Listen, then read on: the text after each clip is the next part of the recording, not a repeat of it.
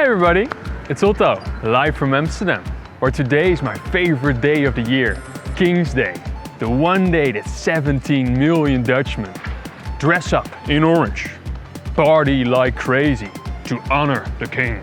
But yeah, since we have to stay inside this year, we thought of some ways to share our so-called orange fever with you. But watch out, it's contagious. Its happiness is contagious.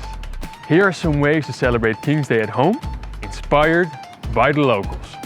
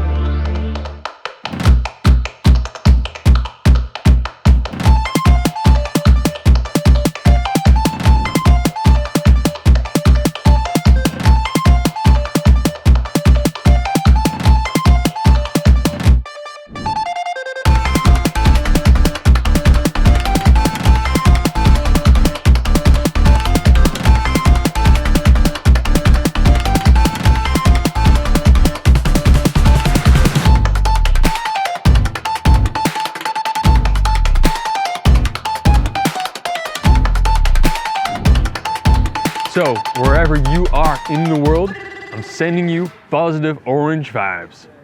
Cheers to you, and I hope we can meet soon and celebrate like the Dutch do in Amsterdam.